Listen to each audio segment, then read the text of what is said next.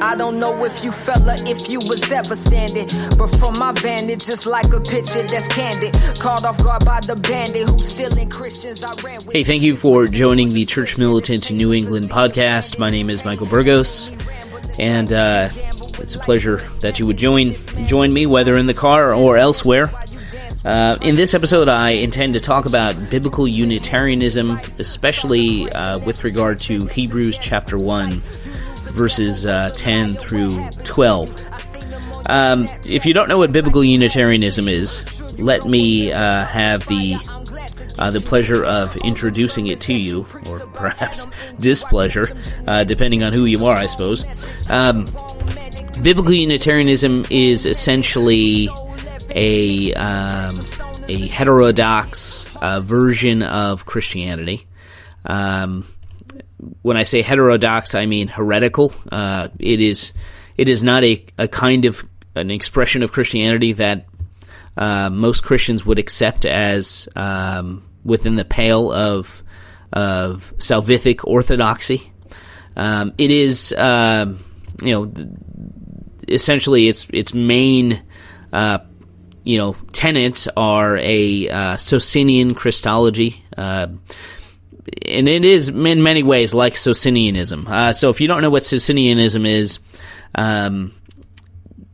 it derives from Fausto Paolo Sozzini, and he was an Italian, I don't want to call him a reformer, but he was essentially an Italian heretic from, I believe, the 16th century. So he was roughly contemporaneous with many of the European reformers. And Sozzini sort of recast Christianity and things like hermeneutics and Christology in a more rationalistic way. So you could even look at Sozzini as something of a proto-rationalist, a proto-Enlightenment thinker, as it were. He was ahead of his time. He was actually quite a brilliant man. However, he was, as I mentioned, a heretic. He would say that Jesus didn't, if my memory serves, it's been a long time since I've read any of his materials, but I believe he denied the physical resurrection. Basically any part of biblical theology or the Bible's teaching that didn't accord with his rationalistic sensibilities, Sozzini rejected.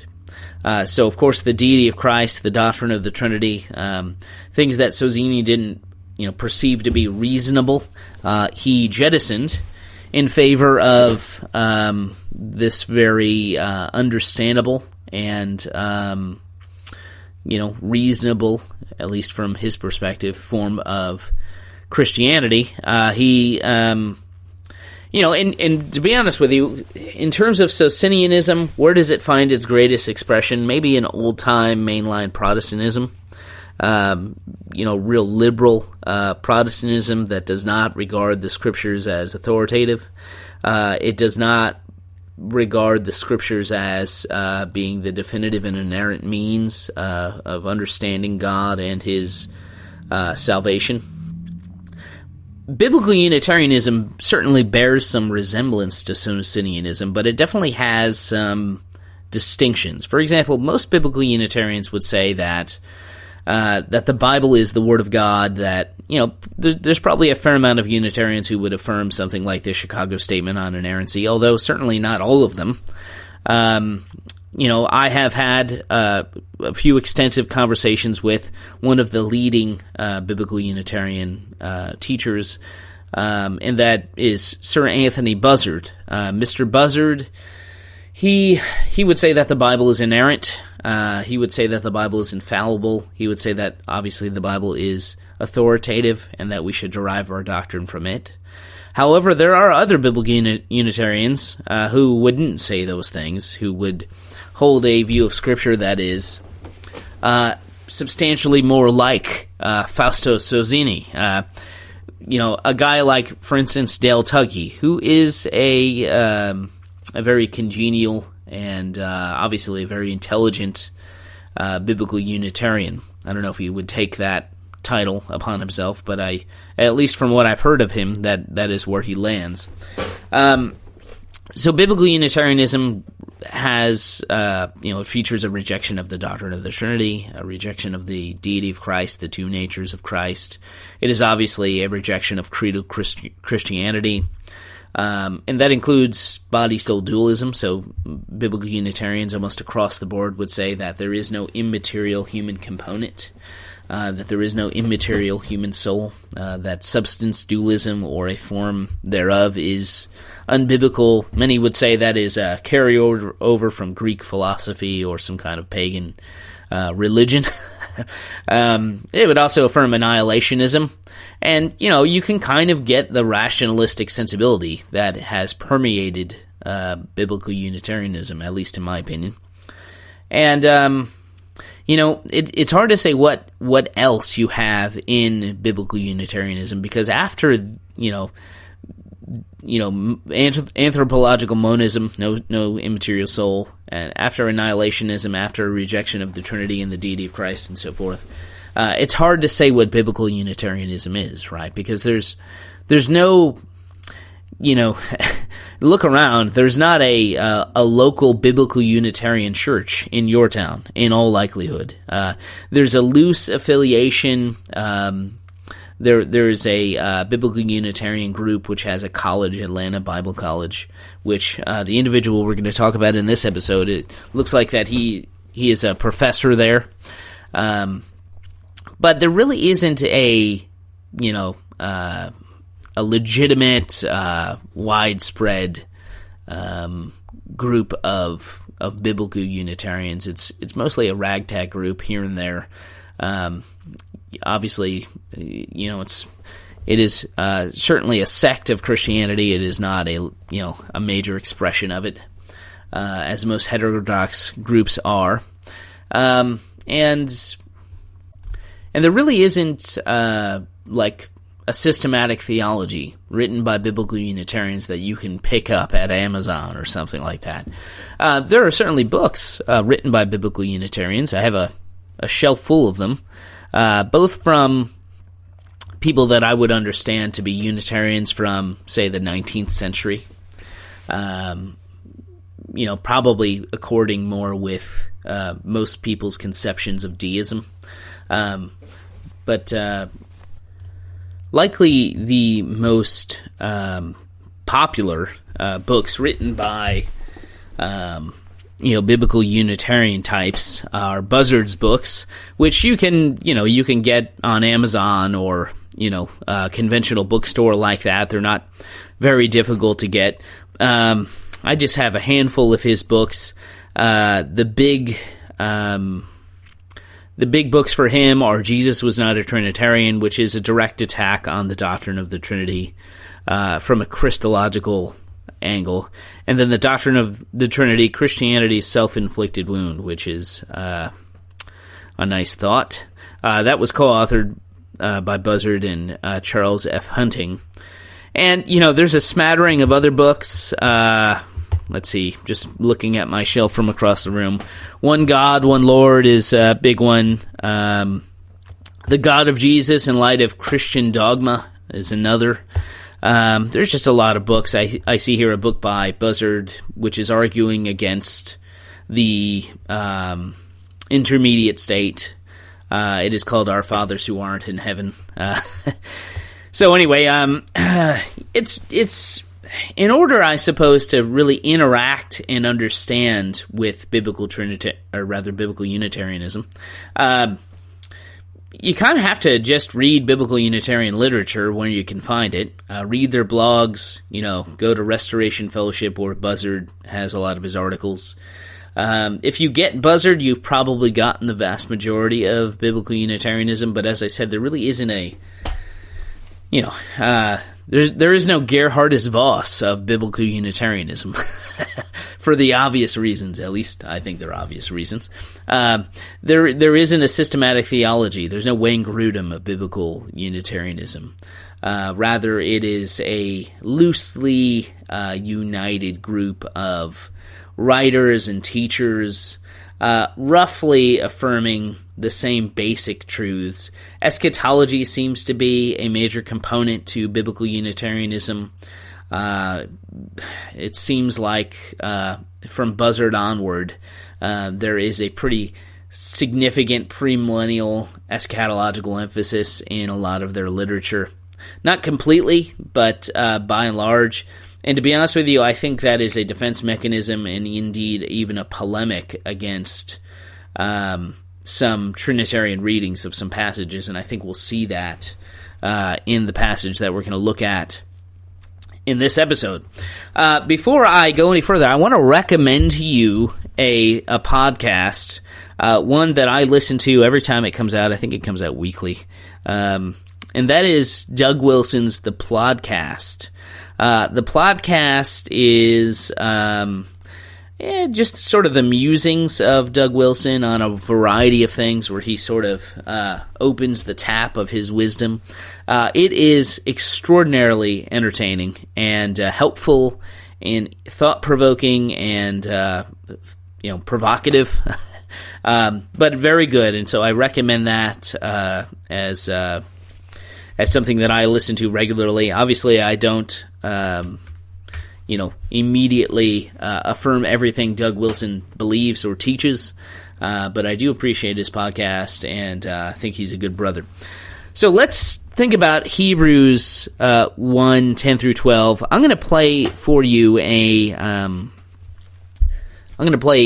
clip here from a biblical Unitarian, this guy by the name of Dr. Dustin Smith. He is on Dale Tuggy's Trinities podcast, which you can find at trinities.org. This is podcast number 119.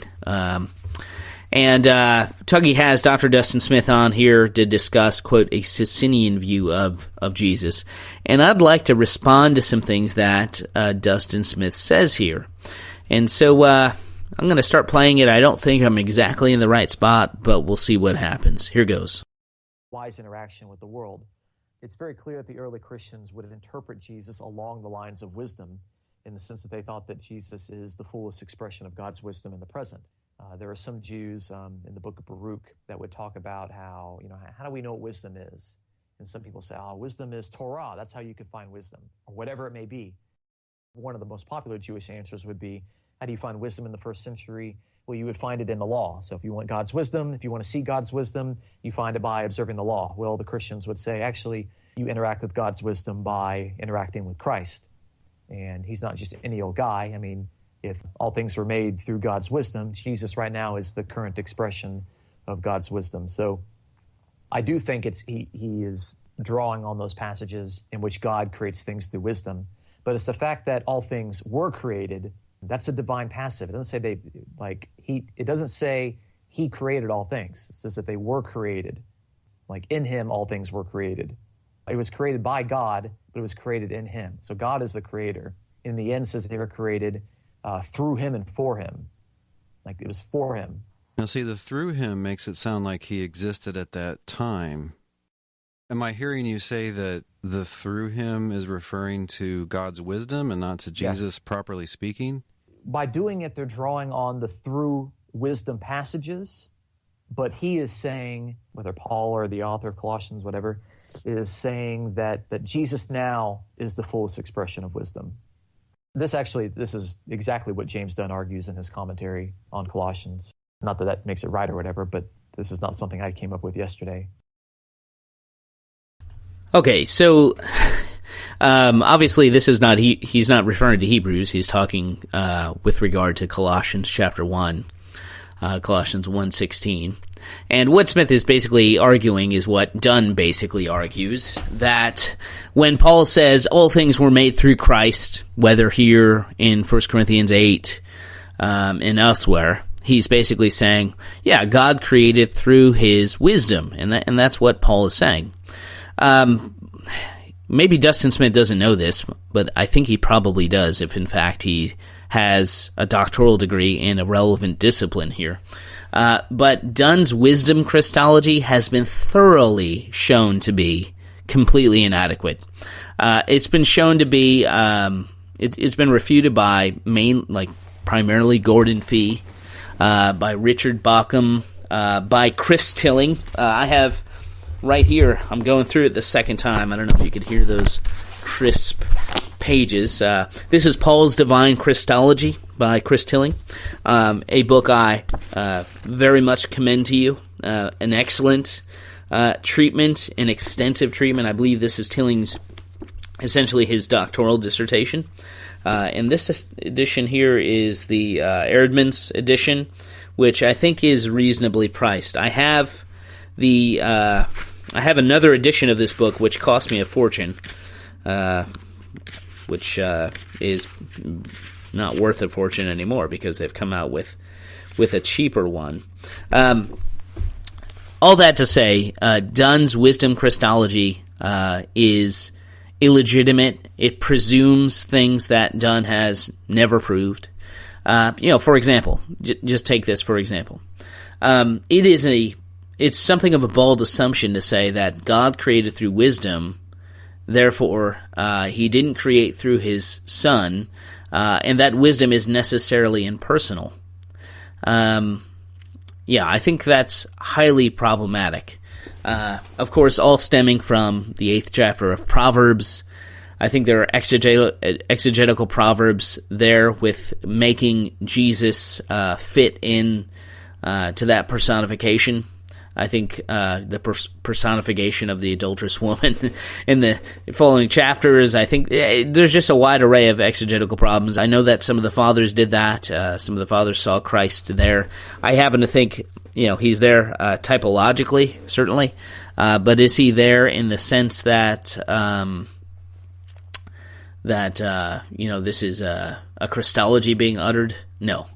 And Gordon Fee's Pauline Christology is certainly one that has thoroughly and exegetically debunked,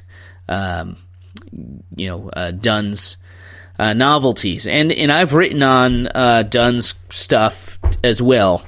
In the newest book here, which, let me just grab a copy, Our God is Triune, Essays in Biblical Theology. I have a chapter here called Forma Dei, Forma Servi, a necessary Christological dialectic, where I talk about Philippians 2:5 through 11 in light of biblical Unitarianism, basically, or subordinationist Christology more generally. Could include Arianism in that. And on page 169, I interact with Dunn's Adam Christology, which is the other side of this wisdom Christology token. But there's major problems with that. I just wanted to throw that in there. It's so interesting to me that that people like Dustin Smith, people like Anthony Buzzard rely so heavily on James Dunn.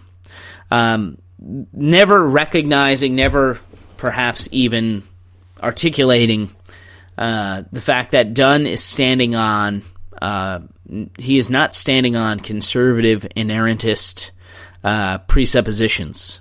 He's not standing on a biblical fidelity by any measure. And yet, these Unitarians are very happy to grab hold of his argumentation.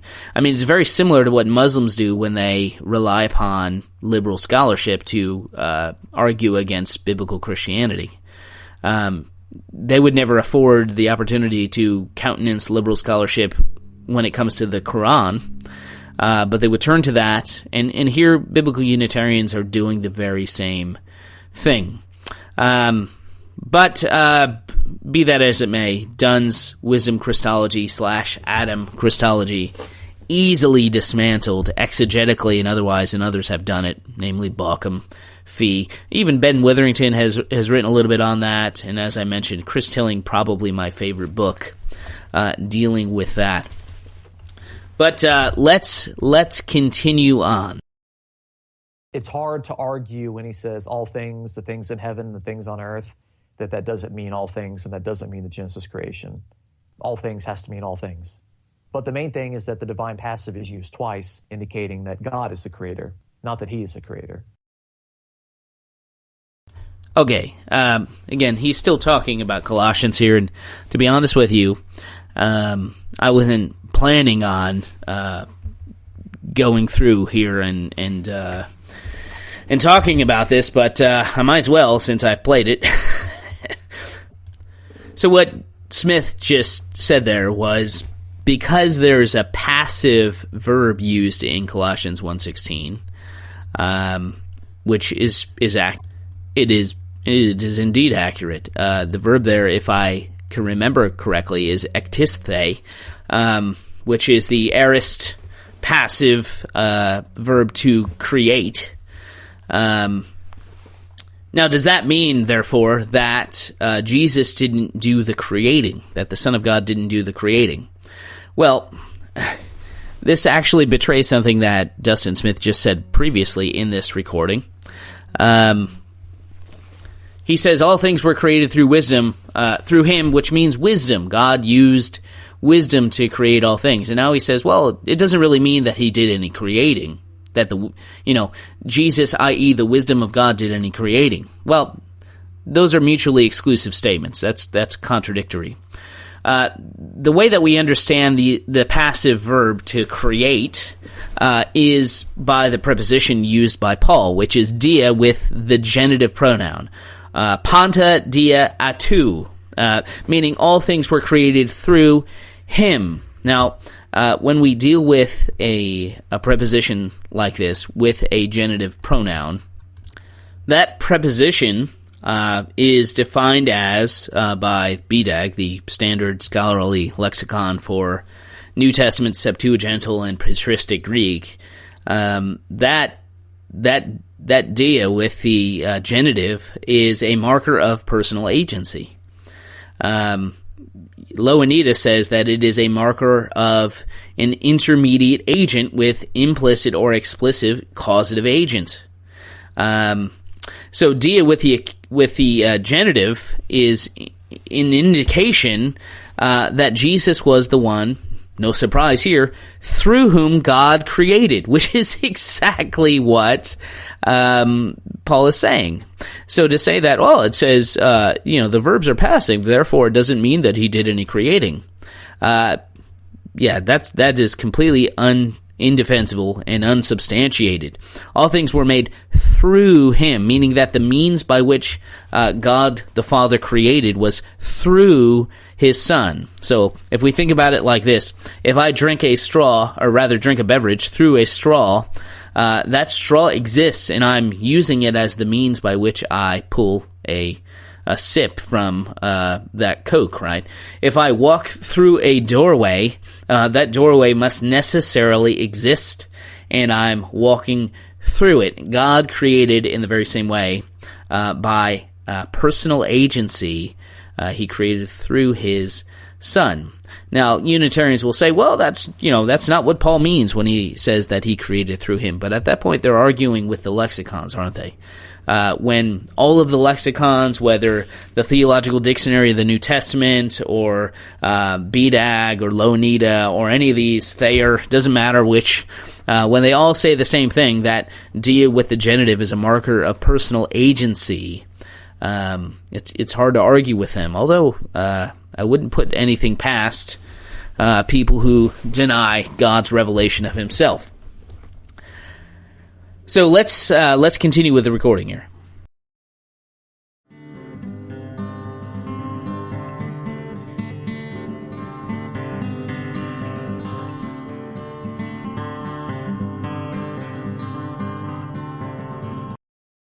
This is just Dale Tuggy's lovely interlude here between sections of his program, so bear with me.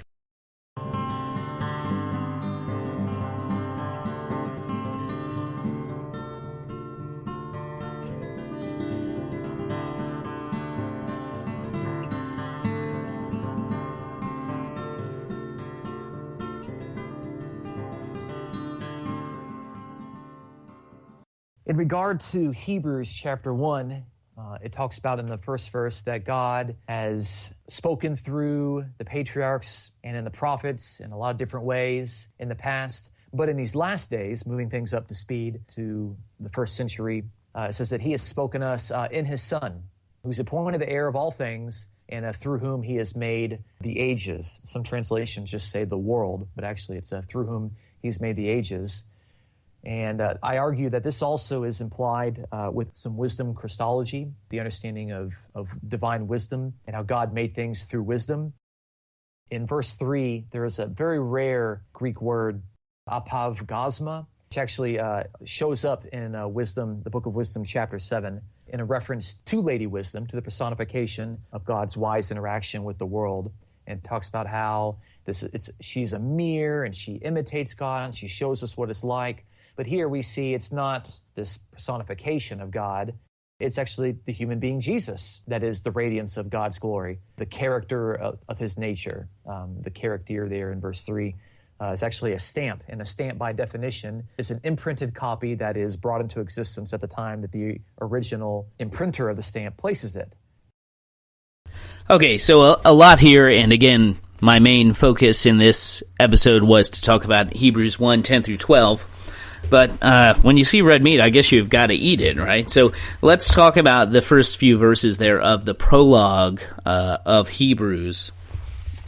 And I'll read it to you here. Long ago and at many times and in many ways, or if you're reading the KJV, sundry ways, God spoke to our fathers by the prophets, but in these last days he has spoken to us by his Son, whom he appointed the heir of all things, through whom he also created the world. Now, just thinking about this, we see language here that is very similar to that of the Pauline Corpus and also the prologue of John. John says in John 1:3, all things were made through God the Word. Paul says in 1 Corinthians 8:6 that all things were made through Jesus Christ, and again in Colossians, right?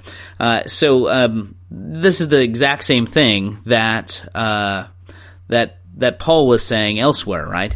That God has created the world through his Son. Notice here, it doesn't say he created through wisdom. Rather, he's saying he created all things through the person of his Son, not wisdom.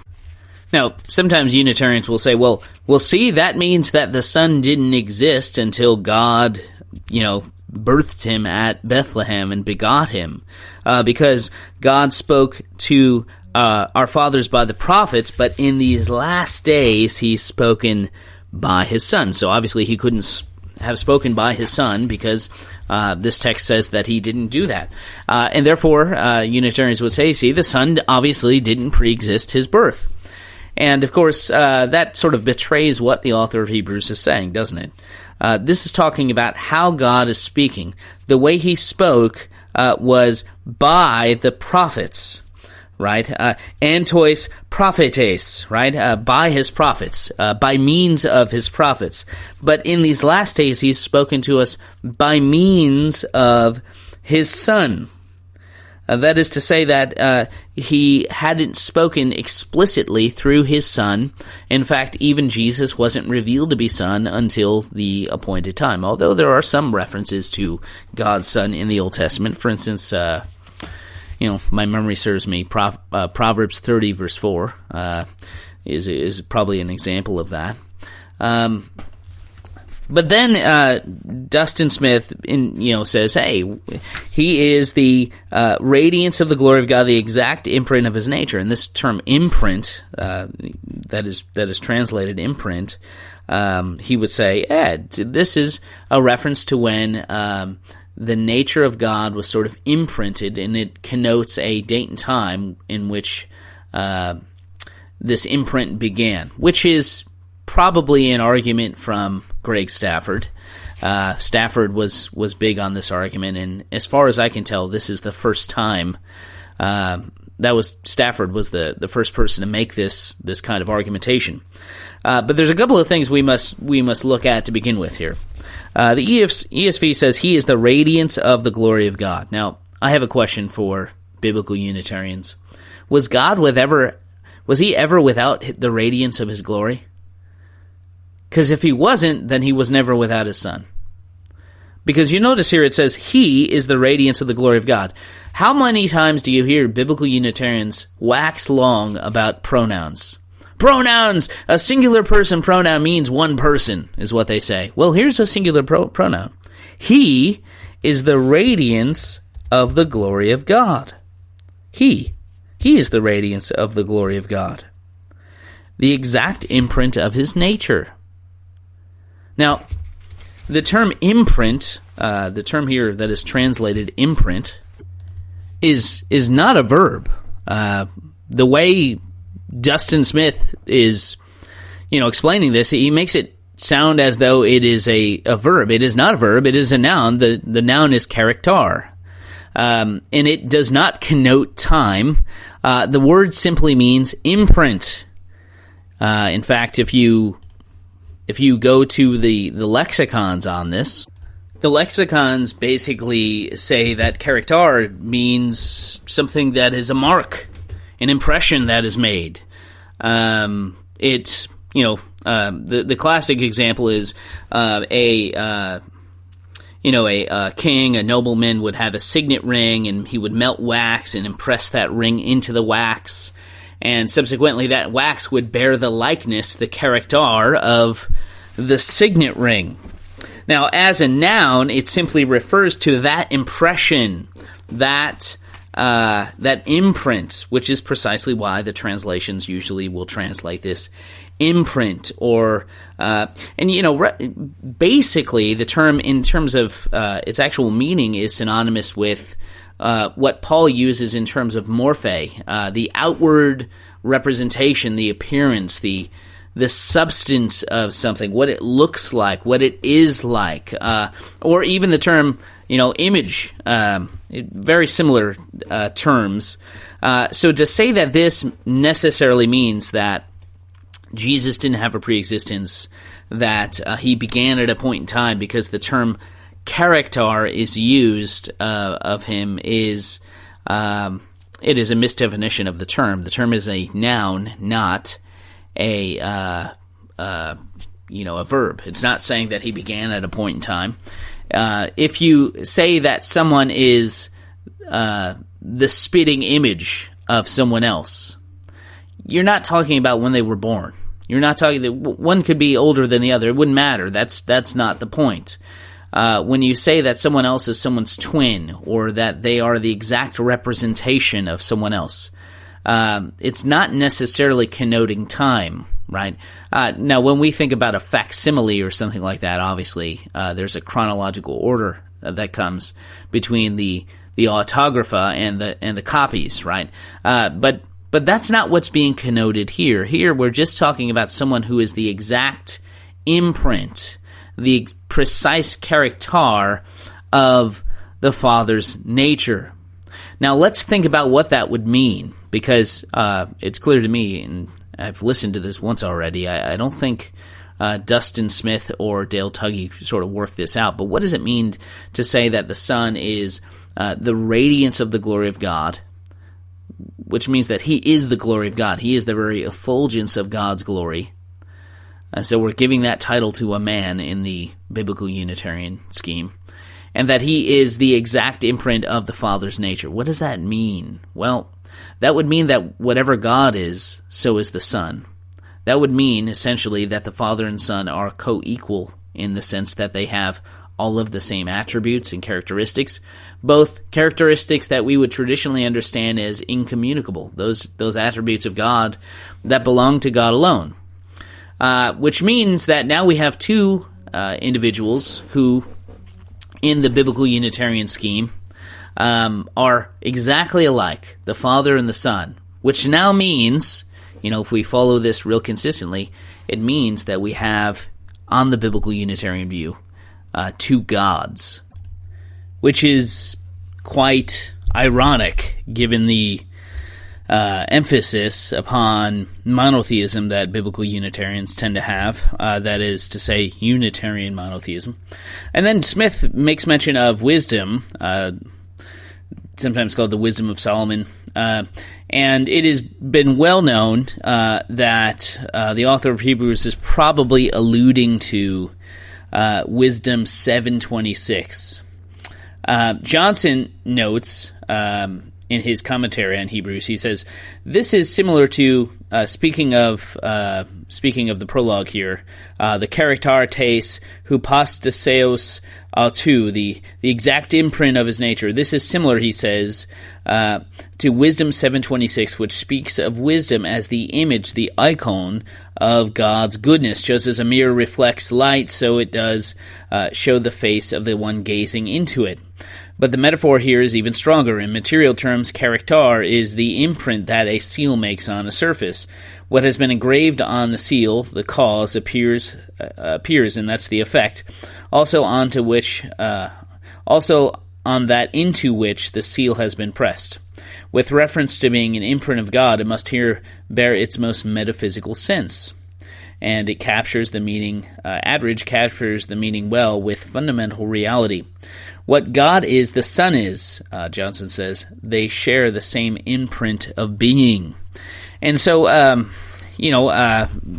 Smith is attempting to pay lip service to the allusion to wisdom, but that doesn't support his case. Rather, that results in two exactly alike gods. On his view, one is eternal and one is evidently not eternal and therefore finite in some sense, temporally anyway. But from our perspective, to say that Jesus is the radiance of God's glory means that he is inseparable from God. God cannot be without his image or the radiance of his glory, nor can he be without his imprint or likeness or image, right? Now, moving on here, let me go back to this recording and pick it up again. So it's not an exact copy. It's an imprint of it, but it's created by the original. And of course, he sits down at the right hand of the Majesty on high at the end. Now, I just want to jump in here, and he says it was created. The imprint was created by the original. It's interesting that Hebrews never says that. That's something that Dustin Smith said, not Hebrews. So just wanted to point that out. End of verse 3, this is a drawing on Psalm 110, verse 1, where the Majesty on high is obviously God and him sitting at God's right hand. And no one sits at someone's right hand if they are equals. They sit at, the right-hand person is an exalted status, but it's a status of subordination. And now, a little bit of a logical fallacy here in what Smith is arguing. Well, obviously, Jesus isn't co-equal with the Father because he's exalted to the status of sitting at the right hand of God. And what that assumes is that we don't believe in an incarnation and thus a humiliation. This is what Unitarians do all the time. And again, I'm gonna do an episode in the coming weeks on the form of God, form of servant dichotomy, and show how it is a necessary Christological dialectic. But suffice it to say here, we believe that Jesus Christ, God the Son, entered into all of the limitations and humiliation of human existence and was subsequently at the cross exalted to a status, the status identified in Hebrews chapter 1. He is the one, let's see, just opening up my Bible here. He is the one, after making purifications for sins, he sat down at the right hand of the Majesty on high, having become as much superior to angels as the name he has inherited is more excellent than theirs. This is precisely talking about Jesus' salvific work.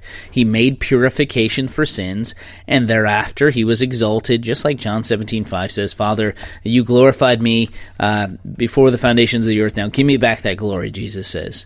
And that is precisely what happened at the cross. And the outcome of that was his sitting at the seat of power, at the right hand of God.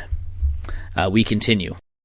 Psalm 110:1 is drawn on heavily throughout the book of Hebrews.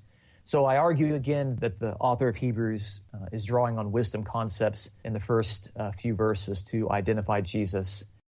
The argument there is that, hey, he's better than angels. Which, by the way, if he was Yahweh, if he was the creator God, you wouldn't have to argue that Yahweh is better than angels. You would just... Now, again, same problem here. If Jesus is God in human flesh, you would have to do that, right? Because he is simultaneously the Son of God and the human Messiah. So again, Smith is assuming that vast portions of the redemptive narrative aren't in place by the time you read Hebrews, which is silly, and it's just very unhelpful. Well, you don't have to argue that he's better than angels if he was God, right? You wouldn't have to do that. And again, it's neglecting the fact that there was an incarnation that took place, right? Because the incarnation narratives occur before they occur before Hebrews, right? Not merely in canonical order, but also, I think, in terms of chronology, both chronology in the literature itself and also in the writing of things. So we continue. Say he's Yahweh, and that's the end of the argument. Mm-hmm. Now that's interesting. He says, you don't have to argue that he's better than angels. All you have to do is say he's Yahweh, and that's the end of the argument. Well, that's exactly what the utilization of Psalm 110, 26 and following does in Hebrews 1:10. That's exactly what we're going to get to. So in verse 5, he says, he draws on two passages. He draws on 2 Samuel 7, verse 14, and Psalm 2:7. Both of which are messianic passages that actually link Son of God, the title Son of God, with the Messiah, but it implies also that he is God's Son. These passages are used in reference to his birth. You are my son, today I have begotten you. As in, today I have become your father, today I brought you into existence. And of course, he puts it together with 2 Samuel 7, I will be a father to him and he will be a son to me. Now, this is, again, one of those quintessential errors that Unitarians make all the time. I hope you heard what Smith has said here. The utilization of Psalm 2:7, which says, let me just open up my Bible here to Psalm 2:7. You are my son, today I've begotten you. Okay? What Dustin Smith is saying here is that, that's when he was brought into existence. Well, here's the thing. If that's the case, then the Davidic king to whom that psalm was applied, that would mean that that king was necessarily born that day. But we have no reason to believe that. Obviously, it is incorrect. Ray Ortland has observed, he says, within the context of this historic covenant with David, the beginning of Psalm 2:7 is to be explained not in terms of Trinitarian relationships between the Father and a finite Son who was born at a point in time, in terms of the very essentiality of his existence. It's not to be explained that way, but rather in terms of political empowerment. The metaphorical begetting prompted by the father-son language is the Davidic king's installation into office. Psalm 2 should not be read as a coronation hymn, rather should be read as a coronation hymn, perhaps appropriate to an occasion such as alluded to in 2 Kings 11:12. And the today marks the moment of the king's crowning in his sacred position of unique access to God. The royal son was authorized to pray into existence a new world of peace and justice. And so the argument is this. Psalm 2:7 does not indicate the birth of the Davidic king, obviously. Rather, it refers to the coronation of the Davidic king, and therefore, in keeping with what Hebrews is saying, talking about the exaltation of the Son of God, the utilization of Psalm 2:7 is the fulfillment of that coronation, referring not to the day the Son was born, but rather the day that he was coronated, the day that he was glorified and fully identified as the special Son of God, the unique Son, in the words of the Gospel of John, the monogenes theos, the one and only Son of God. We continue. Future tense of that language implying that God was not yet his Father at the writing of 2 Samuel 7, and Jesus was not yet the Son. Okay, so this would necessarily mean that the Davidic king hadn't been born when this was applied to him, when Psalm 2:7 was applied. Now, we just have to ask the question, was the Davidic king alive did this, was he born on the day that the Lord said, "You are my son, today I've begotten you"? Clearly that isn't the case. I mean, it's palpably obvious. But again, the application of Psalm 2:7 is something of the appeal to that in order to argue against the eternality and preexistence of the Son of God is sort of par for the course. We continue. So, because Jesus was not brought into existence there. And so just as we see the context there of what he is saying about the Son, we can a little bit understand better the first verse, or first two verses, in which it was through the Son that he has made the ages. And since I have picked up the hints that he is using wisdom Christology and he's drawing on the wisdom traditions that are used in the Book of Wisdom, chapter 7, we see something similar to what we saw in Colossians, in that the personified attribute of God, God's wisdom, God's wise attribute in working through the world, is being understood now as Jesus in the present by Christians. Now, a couple of observations need to be made here as to what Smith left out. The Epistle to the Hebrews says in verse 3, again, he is the radiance of the glory of God and the character, the exact imprint of his nature, and he upholds the universe by the word of his power. So here we have a depiction of on the Unitarian view of a creature who is upholding all things. The phrase there is, it's not cosmos, it's actually tapanta, everything. He's upholding everything by tu remati tes dunameos, meaning he's upholding everything by his powerful word. Everything that is in existence, Jesus is sustaining and upholding. And Unitarians would have us to believe that Jesus is a creature, that there is a creature who is sustaining everything in existence. At that point, we've got to ask, for example, when Yahweh says in the prophets, "Who is like me? Who among the gods of the earth, who among the gods of the nations is like me?" The biblical Unitarian would have to say, well, actually, your created agent, your son, your created finite agent that you've made just like you, who sustains the universe by his powerful word, he's just like you. So in other words, what we have here is two gods on the Unitarian view. We have monotheism being destroyed. At that point, we have two infinites, right? Because we have a God and his exact imprint, which is another God. But if we have a Trinitarian relationship that's being described here, monotheism is certainly preserved. Let's continue. And so, since verse 2 says, through whom he has made the ages, this is actually talking about both ages, but actually the context of this is, it's clarified in chapter 2 and verse 5, in which it talks about the world to come concerning which we are speaking. Mm-hmm. So we're talking about, the age of the kingdom of God. We're talking about the ages to come. So I hope you caught what he's saying there. He's saying that the creation mentioned in Hebrews 1:2, he's now switching it to refer to something to come.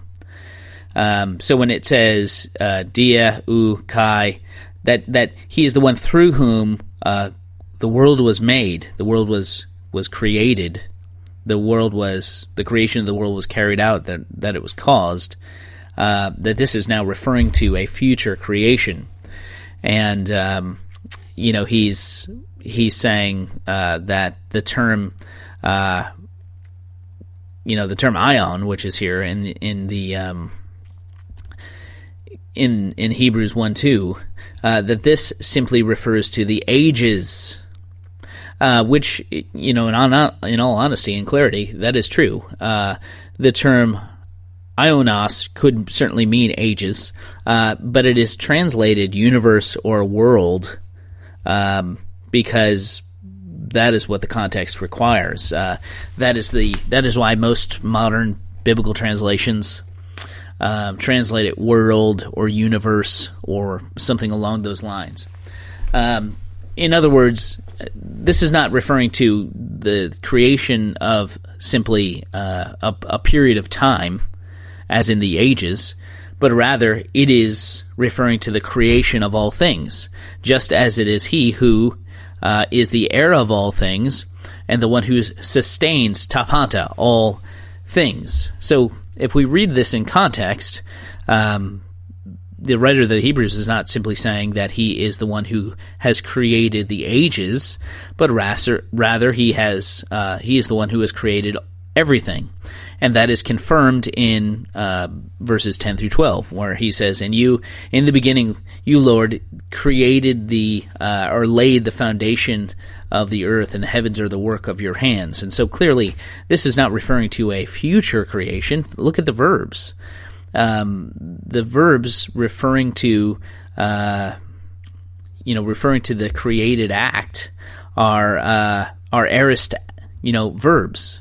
And by the way, I should point out that the verb to create that is used in verse 2 of Hebrews 1 is an aorist active verb. It is, lexically it's the verb poieo, but it is here epoiesen. It is the aorist active verb, meaning that the argument that Smith used back in Colossians, saying, "Oh, these are passive verbs here. Thus, Jesus didn't really create anything," as if grammatical passivity has, when you have a preposition like dia in the genitive with the genitive, as if that means anything. But here, if that was true, if he's going to be consistent, here we have an active verb being used. So if the grammatical activity of the verb simply means that he actually did something, well then I guess if we're going to be consistent, Jesus did and didn't create all things. So let's continue. They're involved with the Messiah. There's an interesting passage in Isaiah 51 in which God is going to put the words in the mouth of another person. Yahweh puts the words in the mouth of another person in Isaiah 55 to plant the heavens and the earth. And this passage will become important because the more dicey passage in Hebrews 1 deals with verse 10, 11. Now, he actually made a little bit of a mistake there. He's referring to Isaiah 51:16, not Isaiah 55. So just pardon the mistake there. He's referring to Isaiah 51. And 12, where the Son is being referenced, but the passage is drawing from Psalm 102 in the Septuagint, which is it's a complicated passage because in the Hebrew text, the Hebrew text was originally referring to the psalmist and Yahweh having a discussion, but when it got translated in the Septuagint, we could see if you would have to take the Hebrew text and place it alongside the Septuagint and look at the differences and look at the changes that the Septuagint made. And what the Septuagint does is it reads the passage messianically, and it also reads it eschatologically, likely being influenced by reading Isaiah 51, which I talked about how God was going to place the words in the mouth of another person to found the new heavens and the new earth. And so the Septuagint of Psalm 102 actually changes some of the Hebrew text and makes some of the verbs into future tense verbs, saying that these are things that are going to happen. They're going to happen in the future. And we can't spend a lot of time on it there, but it seems that the laying of the foundation of the earth and the heavens being the works of the hands in the eyes of the writer of the Septuagint do not refer to the Genesis creation, but refer to the new creation. And like I said, if he is drawing on Isaiah 51, that is confirmed, but we don't actually need that since Hebrews chapter 2 and verse 5 makes it very clear that it's about the world to come that he is speaking. Okay, and there it is. That is precisely what I've wanted to address. And here we are almost an hour in, and we're just doing it now. So I hope you heard the argument that is being made. This is the typical argument by Unitarians who affirm an exclusively human Christology. This argument, I believe, began with Anthony Buzzard in, I think it was a footnote in his book that he co-authored with Hunting, The Doctrine of the Trinity, Christianity's Self-Inflicted Wound. And he fleshed it out more so in his later book, which was Jesus Was Not a Trinitarian, a call to return to the creed of Jesus. Now, the argument essentially goes like this, but first I'm going to read Hebrews 1, 10 through 12. It says, "And you, Lord, laid the foundation of the earth in the beginning, and the heavens are the work of your hands. They will perish, but you will remain. They will wear out like a garment, like a robe. You will roll them up like a garment. They will be changed, but you are the same, and your years have no end." Now, the argument of Unitarians such as Dustin Smith, it is essentially predicated on the fact that the author of Hebrews is deriving his citation of Psalm 102 and within the Hebrew Bible. He's deriving it from the Septuagint, right? So whereas the Masoretic, the Hebrew Bible, states in Psalm 102 and verse 23, it states, "He has broken my strength in mid-course, he has shortened my days." The Septuagint renders that very same passage, "He answered him in the way of his strength, of the fewness of my days he proclaimed to me." Now, the Septuagint understands the Hebrew verb inah as ana, which is simply a change in vowels. Okay, so the Hebrew Bible is consonantal. The vowel pointing is a convention that came later by means of the Masoretes. Gleason Archer, in his commentary on, or rather his introduction on the Old Testament, has a wonderful section in I think the 5th chapter on the Masorete contribution to the Hebrew Bible. But keep in mind that those vowels, the vowel pointing that is provided in the standard Hebrew Reader's Edition, that's a convention. So I don't know that I would go so far as to say that those vowel pointings are always accurate. I'm not sure about that. It's a podcast for another day. But the point here is that the Septuagint understands the Hebrew verb inah, meaning he is broken, as ana, he answered. And subsequently, it translates the verb ana as apokrythe, he answered, right? So just translates it right over. Now, F.F. Bruce, in his commentary on Hebrews, notes that, again, this is only a difference with regard to vocalization. In other words, those vowel pointings are the issues. The Septuagint understands those vowels differently than does the Masoretic text.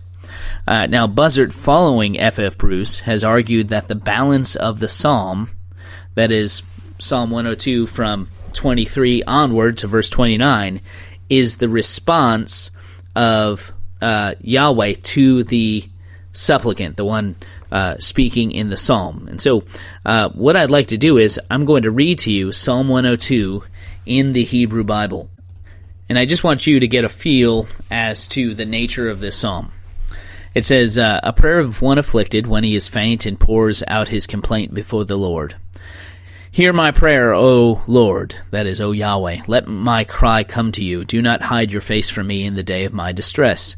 Incline your ear to me. Answer me speedily in the day when I call. For my days pass away like smoke, and my bones burn like a furnace. My heart is struck down like grass and has withered. I forget to eat my bread because of my loud groaning. My bones cling to my flesh. I am like a desert owl of the wilderness, like an owl of the waste places. I lie awake. I'm like a lonely sparrow on the housetop. All the day my enemies taunt me. Those who deride me use my name for a curse. I eat ashes like bread and mingle tears with my drink. Because of your indignation and anger, for you have taken me up and thrown me down. My days are like an evening shadow. I wither away like grass. But you, O Lord, are enthroned forever. You are remembered throughout all generations. You will arise and have pity on Zion. It is the time to favor her. The appointed time has come. For your servants hold her stones dear and have pity on her dust. Nations will fear the name of the Lord.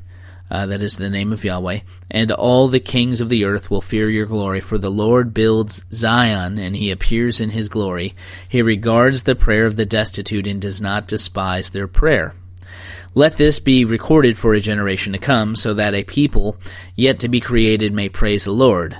That he looked down from his holy height, from heaven the Lord looked down to the earth, to hear the groans of the prisoners, to set free those who were doomed to die, that they may declare the Lord, declare in Zion the name of the Lord, and in Jerusalem his praise, when peoples gather together, the kingdoms, to worship the Lord. And then it says in verse 23, this is the critical section here, He has broken my strength in mid-course, He has shortened my days. O my God, I say, take me not away in the midst of my days, you whose years endure throughout all generations. Of old you laid the foundation of the earth, and the heavens are the work of your hands. They will perish, but you will remain. They will all wear out like a garment. You will change them like a robe, and they will pass away. But you are the same, and your years have no end. The children of your servants shall dwell secure. Their offspring shall be established before you. Now, I've read that from the English Standard Version. Now, let's think about what is being argued here. The claim is that Psalm 101:23 in the Septuagint, so there's a distinction between how the Septuagint has versification in the Psalms than as the Masoretic text, okay? So Psalm 101 in the Septuagint is Psalm 102 in the Hebrew Bible, okay? Now at verse 23, the claim is that verse 23, when it changes from the supplicant speaking to God speaking to the supplicant, and it's marked by the verb apokrythe, meaning he's answering, okay? That marks the transition from the words of the one who prays to those of Yahweh, which means, by implication, say the Unitarians, that the words, you, Lord, laid, the foundation of the earth, the heavens are the work of your hands. This would mean, say biblical Unitarians like Dustin Smith, that this phrase is being spoken by the supplicant of God. I confused that. This is being spoken by Yahweh to the supplicant, who they would say is the Messiah. So, in other words, this is a messianic text from their perspective. And this argument would be used to deny that the Son is being identified as Yahweh. Because if we say, okay, look at the Hebrew Bible, Psalm 102 is clearly talking about Yahweh, uses the name Yahweh over and over and over again, the subject is Yahweh, right? Well, what Unitarians are saying is, well, actually in the Septuagint, Yahweh is saying that, so it obviously can't be Yahweh who's saying that, right? The second argument, so that's the first one, based upon the distinction that is going on in the Septuagint. The second argument is the assertion that the heavens and earth that are mentioned in Hebrews 1:10 through 12 are not that of the Genesis creation. So Dustin Smith says this is referring to the future restored state, and the text which he took to support this claim was Isaiah 51. Isaiah 51:15 through 16, I'll read it here from the ESV. It says, I am the Lord your God who stirs up the sea so that its waves roar. The Lord of hosts is his name. I have put my words in your mouth and covered you in the shadow of my hand, establishing the heavens and laying the foundations of the earth, saying to Zion, you are my people. Now, of this text, it is claimed that Yahweh has placed his words in the mouth of Zion, who is typologically portraying the Messiah, and it is the Messiah who establishes the heavens and the earth. It is claimed that this text, this is a quotation here from Buzzard, that this text speaks of an agent of God in whom God puts his word and whom he uses to plant the heavens and the earth. So I hope you get what is being said here. Isaiah 51 is saying God puts his words in the mouth of this created agent and tells him to say that he created laid the foundation of the earth and so forth. Now, there is a grand difficulty with these arguments. The primary difficulty is a totally deficient reading of these passages. So let me explain. It is totally erroneous to suppose that the entirety of Psalm 101, 23b to 29 in the Septuagint, that it refers to, that it is Yahweh speaking to the supplicant. Okay, so remember that's what's being claimed. When Psalm 101:23 has he answered, everything thereafter, says the biblical Unitarian, this refers to the supplicant and it's being spoken by Yahweh. Well, if that's true, we have some serious theological problems going on. So while it is very clear that Psalm 101:24 and verse B contains Yahweh's response, the response given by Yahweh to the psalmist is, he says, he answered, and he says, of the fewness of my days. In other words, he's saying to the psalmist, to the supplicant, remember that your days are few, right? Now, here's why there is no reason, absolutely no reason, to suppose that verses 25 through 29 in the Septuagint are the words of Yahweh to the supplicant. If you assert as much, you place a very unusual set of theological claims in the mouth of God. Some really unusual claims. If verse 24 is Yahweh speaking, then that would necessarily mean that Yahweh is finite and the supplicant is eternal. So Psalm 101 verse 25 says, do not lead me away at the middle of my days. Your years are in generations of generations. So this is what biblical Unitarians would put in the mouth of Yahweh. Do not lead me away in the middle of my days. Yahweh's concerned about being led away in the middle of his days? I don't think so. And then he says to the supplicant, your years are in generations of generations. In other words, your years have no end. That doesn't make any sense. Evidently, Unitarians believe that the psalmist, the supplicant, is eternal, while Yahweh is worried about his days ending possibly in the middle of his life. Obviously, such an interpretation places the meaning of the text on its head. A much better reading recognizes the fact that while Psalm 101 verse 24 in the Septuagint identifies Yahweh's answer to the supplicant, verse 25 marks a return to the supplicant pleading to Yahweh. Thus, like verse 24, verses 26 through 29 also refer to Yahweh, which is natural. It's a natural reading of the text. Obviously, think about what Hebrews 1:10 through 12 is saying. It's saying that this subject is the one who's created the heavens and the earth.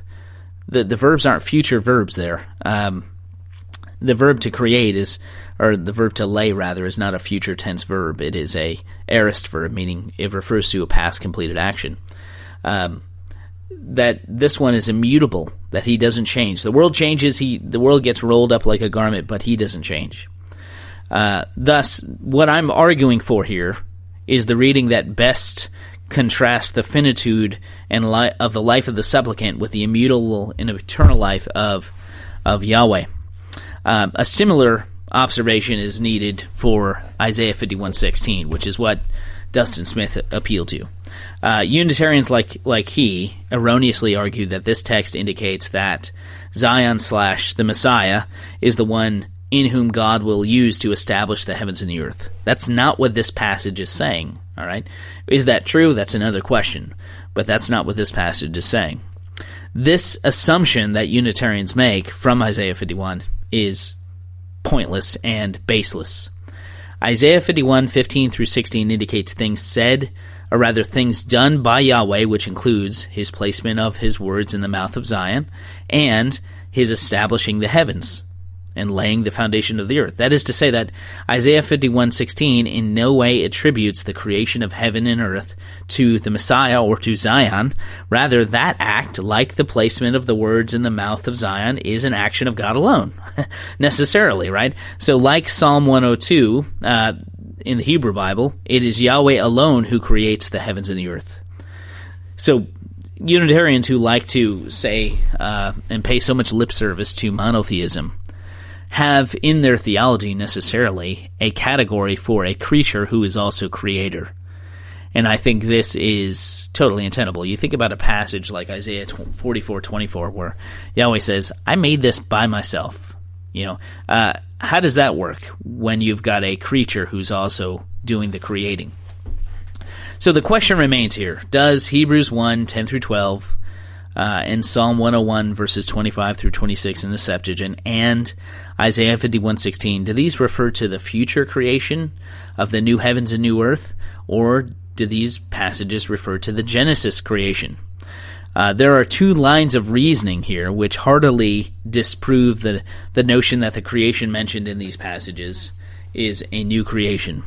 So I'm going to give you two arguments, two lines of rationale why the Unitarians are wrong, saying that this is, in fact, a new creation. First, the utilization of Psalm 101 and Hebrews 1 in 10 through 12, results in a comparison of the heavens and the earth and the Son of God.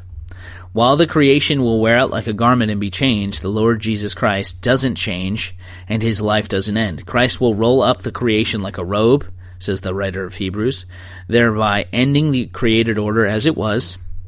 Clearly, if this was a reference to the new heavens and new earth, as Unitarians assert, this would necessarily mean that the future kingdom will wear out and come to an end. So think about that. What the Unitarians are saying is, when they say this is the new creation, the new heavens and new earth, they're saying that the new heavens and new earth will end, which is some really strange eschatology. It is definitely unsubstantiable, for sure. So if Hebrews 1, 10 through 12 is referring to the coming age of the kingdom of God, that kingdom is going to end by necessity if we take the Unitarian view. And in fact, many Unitarians believe that the new heavens and earth will wear out. I have an article outlining these where I quote from a Unitarian source. Essentially what this source says is, yeah, there's not just going to be a new heavens and new earth. There's actually going to be two more. So there'll be one which is destroyed, and then there'll be one more which is sort of permanent after the millennium. Now, this kind of eschatology is obviously false just on its face. So you take, for example, Revelation 21:1, which is the installation and identification of the new earth. That text says, "Then I saw a new heaven and new earth, for the first heaven and first earth had passed away." In other words, there was one earth, the first one, and then there was a second one, the new one. There isn't any room in the biblical account for an in-between earth. And again, what would be the purpose of that? It's silly. The Unitarian appeal to Hebrews 2:5, which is what Smith had said at the very end of his presentation. He says, that passage says, "For it was not to angels that God subjected the world to come, of which we are speaking." The appeal to that text only serves to demonstrate the consistency of the Trinitarian Christological reading, right? The wearing out and rolling up of this current creation is the event which inaugurates the arrival of the next world. So to say, Hebrews 2:5 says he's talking about the world to come. Well, of course he is. That's why he said this world is going to be rolled up like a garment and changed. It's just merely an assumption that, that necessarily means that Hebrews 1:10 is about a new creation. Moreover, the grammar and syntax of Hebrews 1:10 makes it clear that the Genesis creation is in view. Paul Ellingworth, in his NIGTC commentary on Hebrews, he notes that the phrase kata archeis, which is in the beginning, or according to the beginning either, he says it's a classical synonym rare in the Greek Bible for anarche, which is the phrase that you find in the beginning of Genesis in the Septuagint and also in the beginning of John's Gospel. So the verb which refers to the created act, which is ethamenlosis, which is the verb laid the foundation, is indicative of a past completed action. It's an aorist verb. So when Buzzard said that, you need to read Hebrews 1:10 as palepsis, meaning that it's prophecy written in the past tense. That kind of claim is spurious. So think about it this way. Hebrews 11 and 12 are not in the past tense, right? You're going to roll up the creation like a robe. It's going to wear out like a garment. These are future tense verbs. But conveniently, Buzzard is arguing that Hebrews 1:10 is being used proleptically here. So it's question begging, and it's not question begging. My mistake. It is special pleading. Hebrews 1:10 is prolepsis, but the rest of the prophecy, Hebrews 1:11 through 12, isn't. It's inconsistent and ridiculous. So according to the author of Hebrews, just taking the text as it is, the Son of God created all things, talking about the Genesis creation, and it will be he who consummates the end of the world as far as we know it. For all things were created through him, Paul says, and for him. Everything is made for Jesus Christ, which, on the Unitarian view, I think is probably a little bit hard to swallow. The Son is Yahweh, the one who does not change. That's what the application of Psalm 101/102 indicates, that he is the Lord of the Psalm, the Yahweh of Psalm 102. The Unitarians' claims regarding the pericope, Psalm 101, Psalm 102, Hebrews chapter 1, these claims are, I think, unsubstantiable. They rely upon dubious assertions which are never supported either in literature or on this podcast here, which, granted, there's not a lot of time in a podcast to sort of flesh that out. But in terms of theology, Christology, and even grammar and syntax, there's nothing here that would support what is being said with regard to Hebrews 1:10 through 12. It results in an ad hoc bifurcation of the grammatical tenses of the passage. So you have aorist completed past action in Hebrews 1:10. That's a prophecy. And then you have a future prophecy thereafter. It simply doesn't follow. Rather, despite Unitarians' claims, Hebrews 1:10 through 12 remains a powerful witness to the deity, immutability, the unchangingness, and the creatorship of the Lord Jesus Christ. I hope you found this helpful. I hope this little presentation here was a blessing to you. I'm going to put a link in the show notes in terms of a paper that I've written, which basically covers this same material.